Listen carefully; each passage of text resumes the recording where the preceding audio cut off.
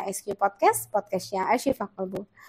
Bismillahirrahmanirrahim. Assalamualaikum warahmatullahi wabarakatuh. Kembali lagi di Lentera Ramadan ASQ Podcast, podcastnya Asyifa Qalbu. Apa kabar sahabat Asyifa di rumah? Kembali lagi bersama saya Betty Ambarwati yang akan menemani sahabat Asyifa dalam menunggu waktu berbuka puasa, tentunya dengan memberikan informasi yang menarik, bermanfaat dan juga dapat kita lakukan dalam kehidupan sehari-hari. Dan sahabat Asyifa di rumah, alhamdulillah pada kesempatan hari ini kita sudah kedatangan bintang tamu. Beliau adalah seorang pengajar di SIT Asyifa Qalbu. Beliau adalah Ustazah Niken Febrianti. Assalamualaikum Ustazah. Assalam. Masya Allah Ustazah, akhirnya kita dapat berjumpa kembali ya Ustazah.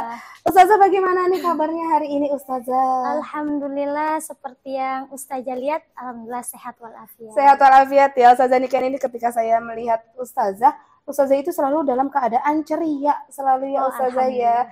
Ada nggak sih tips supaya terlihat selalu gembira, selalu ceria seperti Ustazah Niken ini?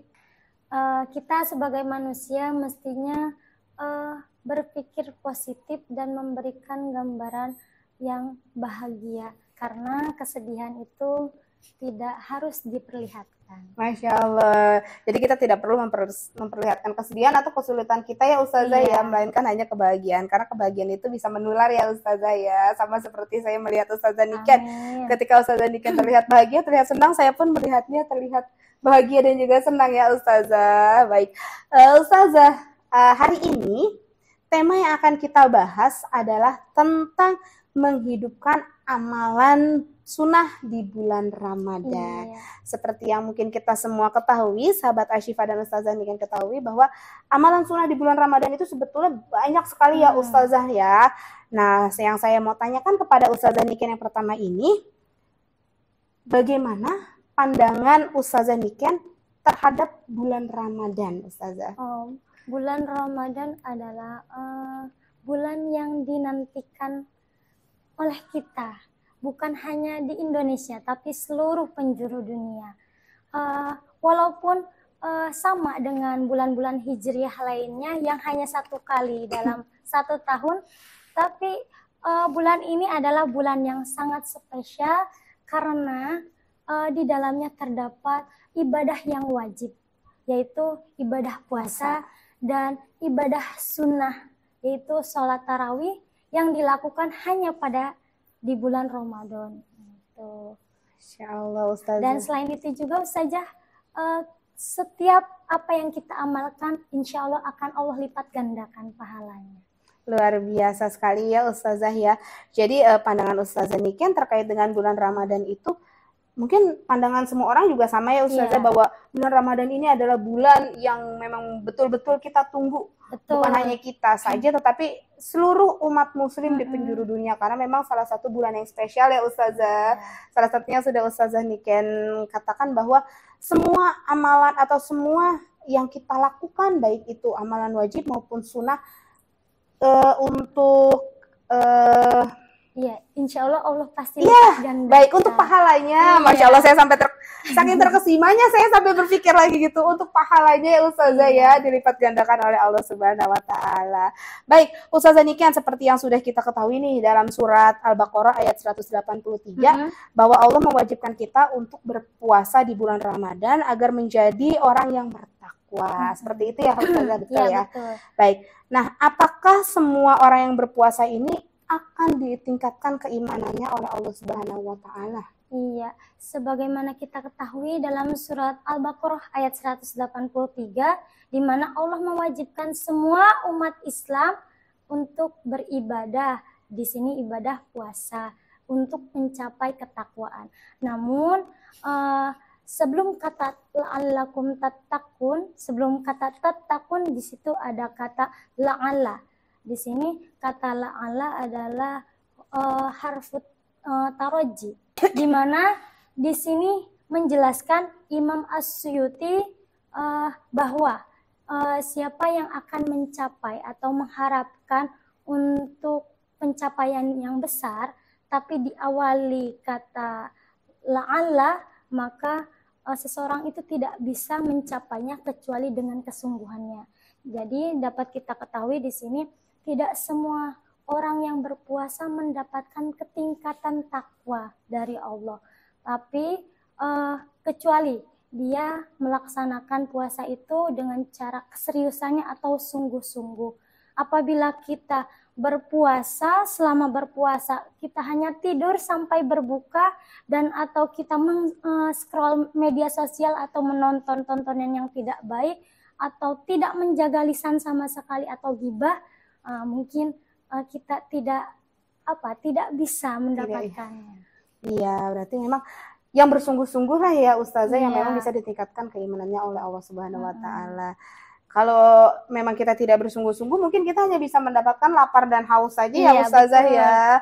Nah, sahabat Asyifa, semoga sahabat Asyifa di rumah nih termasuk dalam golongan orang yang akan dinaikkan derajatnya oleh Allah Subhanahu wa taala Amin. karena kesungguhannya, karena ketakwaannya dalam menjalankan ibadah puasa ini ya Amin. Ustazah. Baik, Ustazah, semakin menarik nih perbincangan kita kalau kita membahas masalah amalan-amalan, karena amalan ini adalah salah satu bekal kita nantinya ketika kita kembali kepada Allah Subhanahu wa taala ya Ustazah. Saya mau tanya lagi nih Ustazah, apa saja amalan-amalan yang sangat dianjurkan atau yang sudah dicontohkan oleh Nabi Muhammad SAW pada bulan Ramadan ini khususnya? Mengenai amalan mungkin banyak ya, tapi di sini bagaimana kita serius atau sungguh-sungguh dalam berpuasa. Rasulullah SAW memberikan 3 amalan utama. Yang pertama adalah meningkatkan ibadah kita, meningkatkan sholat. Di sini tidak hanya melaksanakan sholatnya saja, tapi meningkatkan yang fardu dan ditambah yang sunnah. Iya, sholat gak cuman sholat subuh, zuhur, asar, maghrib, dan isya, tapi kita dianjurkan untuk melaksanakan yang sunnah seperti duha, tahajud, dan rawatib yang lainnya.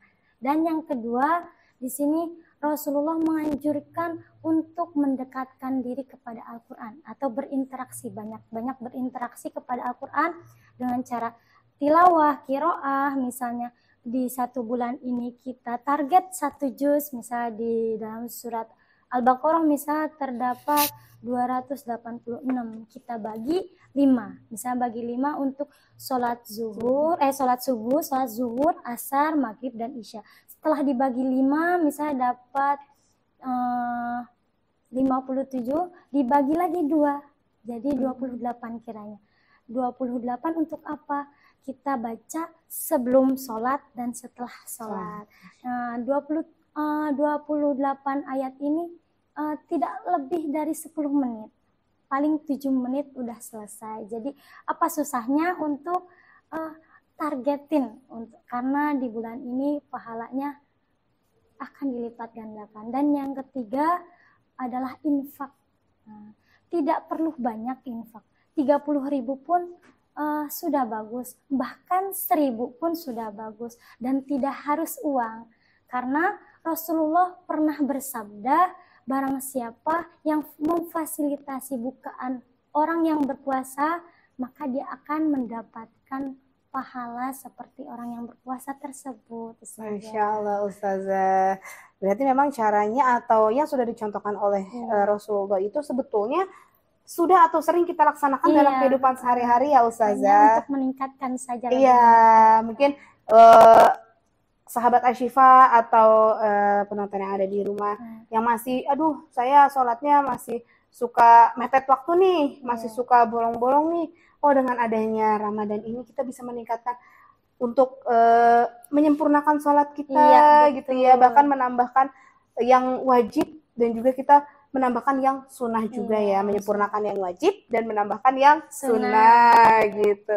Lalu juga yang tadi menarik sekali apa yang sudah disampaikan oleh Ustazah Niken terkait dengan ketika kita memberikan fasilitas bukaan kepada orang yang berpuasa, maka pahalanya sama dengan kita berpuasa ya Ustazah ya. Nah, makanya itu mungkin ya Ustazah ketika di bulan Ramadan ini seluruh umat muslim berbondong-bondong dengan sukacita melakukan amalan-amalan yang memang nantinya bisa meningkatkan keimanan kita dan juga dapat menambah pahala kita, betul ya Ustazah ya.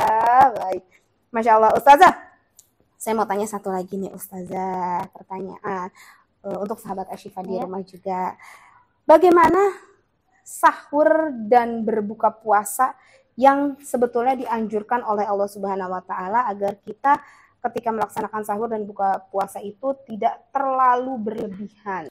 Menyegerakan berbuka dan mengakhirkan sahur adalah dua amalan sunnah yang Rasulullah anjurkan kepada kita. Dan yang kedua adalah sahur. Kita akan mengakhiri sahur. Di sini Rasulullah SAW diceritakan beliau sahur, jeda antara beliau sahur dan azan hanya seperti 50 ayat Al-Quran yang dibaca, sekitar 10-15 menit. Jadi sangat akhir. Kan kebanyakan dari teman-teman Ashifa dari jam 3 udah sahur. Apalagi di awal puasa biasanya Ustazah ya. Semangat benar-benar. Dan mengakhirkan dan menyegerakan berbuka.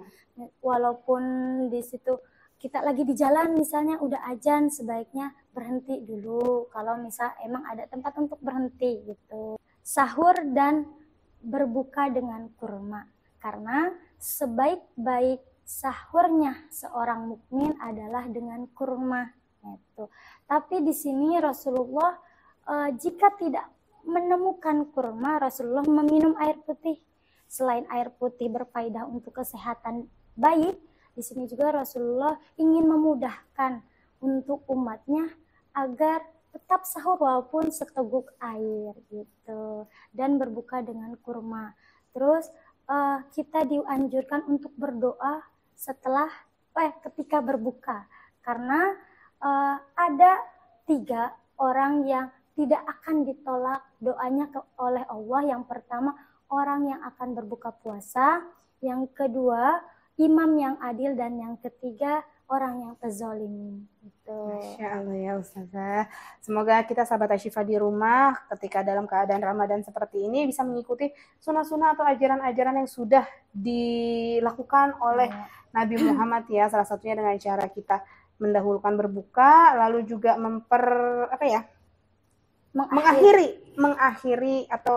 mengakhirkan sahur gitu. Baik. Ustazah, apa yang sudah Ustazah Niken sampaikan ini Masya Allah luar biasa dan semoga dapat bermanfaat bagi kita semua ya Ustazah ya.